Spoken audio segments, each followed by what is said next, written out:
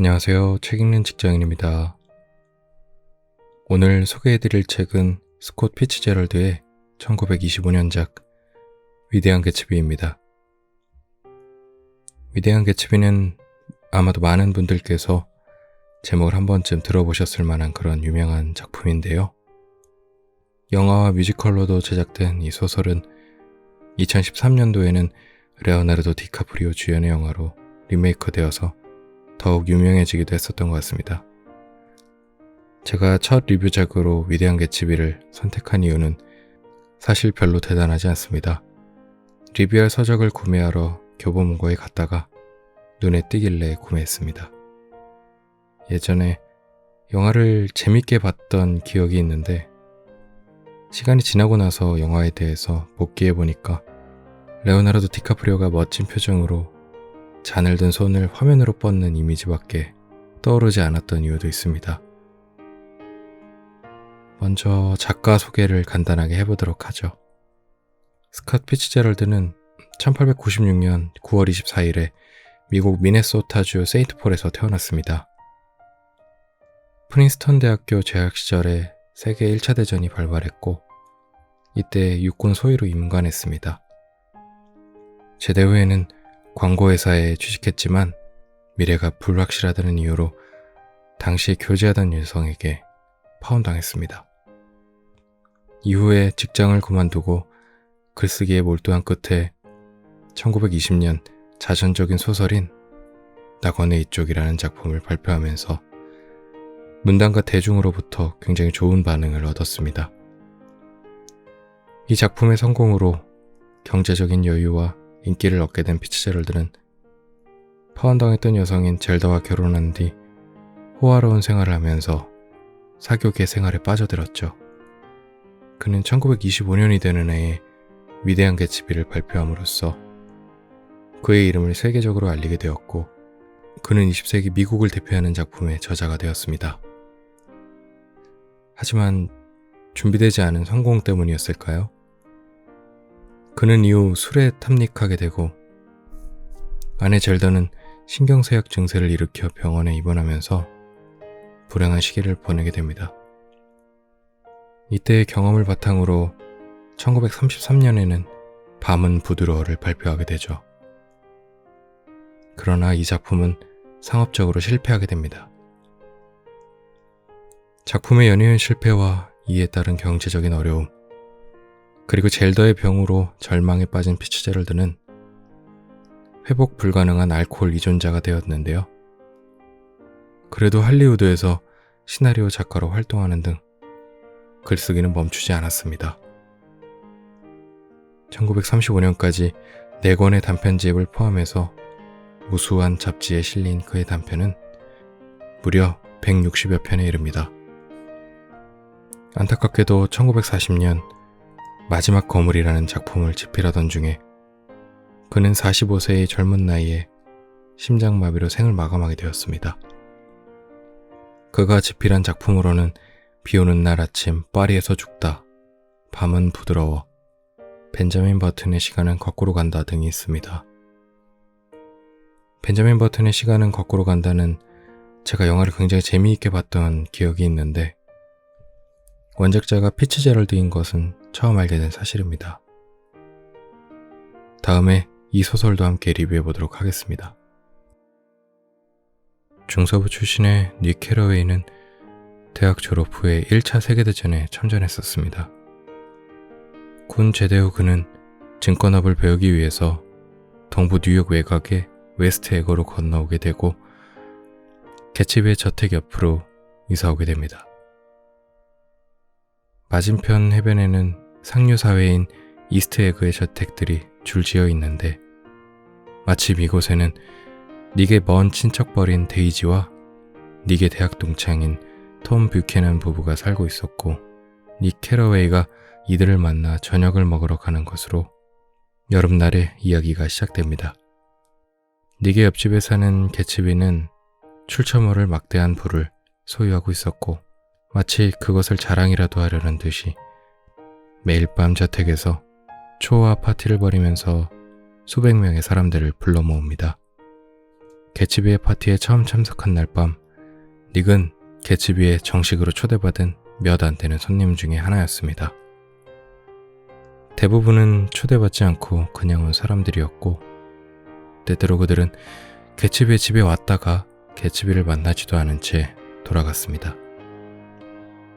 사치스럽고 방탕한 파티에 질려서 닉이 돌아가려는 찰나에 그는 개츠비를 처음 만나게 되고, 생각보다 젊고 당당한 개츠비의 모습에 깜짝 놀라게 됩니다.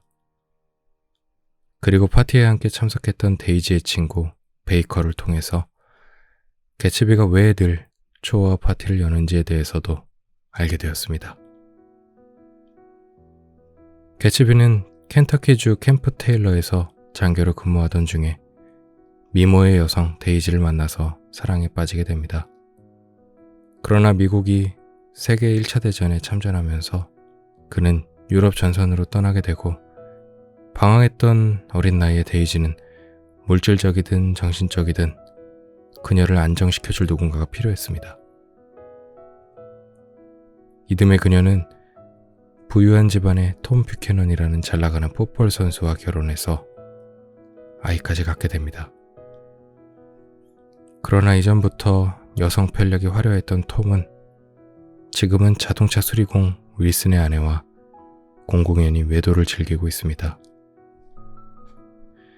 닉 캐러웨이는 개츠비와 데이지의 재회를 도와주는 오작교 역할을 하고, 몇 년 만에 다시 만나게 된 둘은 옛 추억에 다시 불타오릅니다. 이를 알게 된 톰은 호텔 스위트룸에 모인 지인들 앞에서 개츠비가 불법적인 일인 밀주업으로 큰 돈을 벌게 되었다는 사실을 폭로하게 됩니다.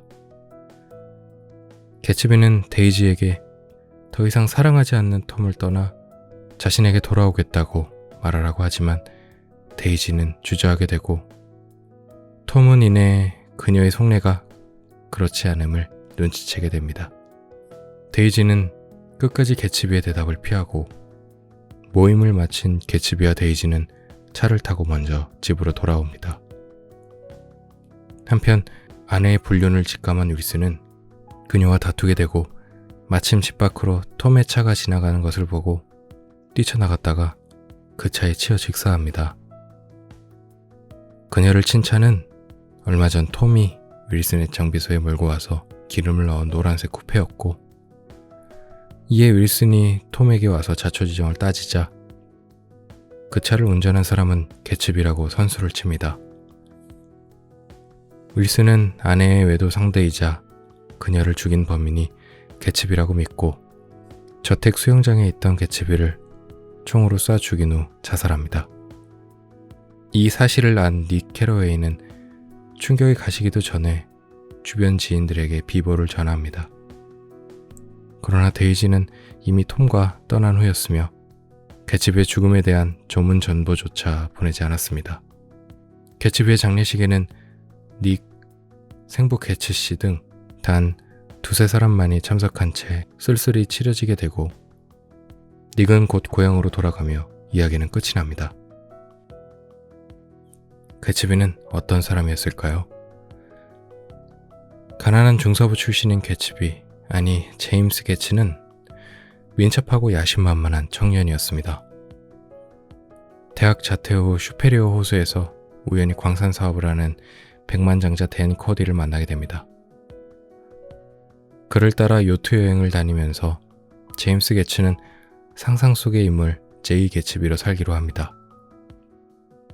그는 코디와 함께 있는 동안 그의 집사가 되기도 하고 항해사나 조타수가 되기도 했으며 비서나 경비 노릇을 하기도 했습니다.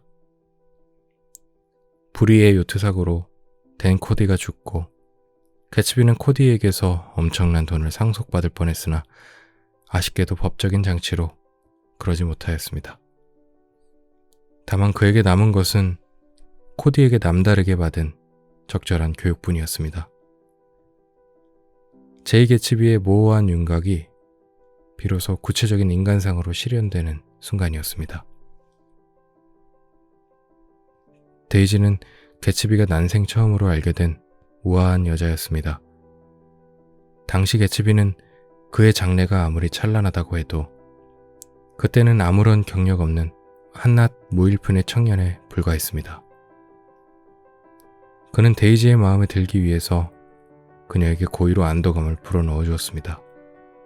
그는 자신이 그와 같은 사회계층에 속하는 인물인 것처럼 믿도록 만들었던 것입니다. 개츠비는 그때 그녀가 특별하다는 것을 알고 있었지만 우아한 여자가 도대체 얼마나 특별할 수 있는지는 미처 깨닫지 못했습니다. 그녀는 개츠비를 전쟁터에 남겨둔 채 부유한 자기 집 안으로 그 부유하고 충만한 삶 속으로 사라져버렸습니다. 개츠비는 왜 위대한 개츠비일까요? 닉이 보기에 개츠비가 목표에 대한 변함없는 열정을 가진 사람이어서였을까요? 개츠비에게 데이지는 사랑하는 대상인 동시에 그가 꿈꿔왔던 무한한 꿈과 이상의 상징이었습니다. 톰과 데이지가 결혼하고 긴 신혼여행 중일 때 개츠비는 사복이 없어서 곤복만 입고 다니고 이틀 내내 굶고 당구장 면접을 볼 정도로 형편이 매우 좋지 않은 상황이었음에도 군에서 받은 마지막 봉급을 탈탈 털어 데이지를 보러 루이빌에 왔습니다. 또 성공한 모습으로 그녀를 다시 만나기 위해서 그는 밀주업이라는 불법적인 일이라도 마다하지 않았습니다. 매일 만 건너 데이지의 집에서 비치는 초록색 등을 바라보면서 그녀가 찾아와 줄까 매주 성대한 파티를 하며 관심도 없는 사람들을 초대하기도 했죠. 끝내 데이지를 다시 만난 개츠비에게 닉은 과거는 반복할 수 없으니 그녀에게 너무 많은 것을 요구하지 말아달라 라고 이야기합니다. 그러나 개츠비는 단호하게 마치 과거가 바로 그의 손이 닿지 않는 곳에 있는 양 모든 것을 그들이 처음 만났을 때로 돌려놓겠다고 이야기하기도 합니다. 어쩌면 개츠비는 그녀를 갖지 못할 것이라는 것을 알고 있었을지도 모릅니다. 마치 궁궐 같은 톰의 집에서 개츠비는 닉에게 이렇게 얘기합니다. 이 집에는 아무 말도 할 수 없어요. 그녀의 목소리는 돈으로 가득 차 있기 때문이죠. 라고 말입니다. 그럼에도 불구하고 개츠비는 변함없이 데이지를 사랑했습니다. 자동차 사고로 아내를 잃은 윌슨이 개츠비를 죽이러 왔을 때에도 사실 당신의 아내를 치인 것은 데이지였다 라고 이야기하지 않은 걸 보면 말입니다. 제 첫 리뷰는 여기까지입니다. 글이 길지 않은 소설이어서 저녁에 맥주 한잔 하시면서 읽으시면 재밌게 읽으실 수 있을 것 같습니다. 여러분도 닉 캐러웨이가 돼서 1920년대 시대상을 한번 느껴보셨으면 좋겠습니다. 다음 시간에 만나요. 안녕.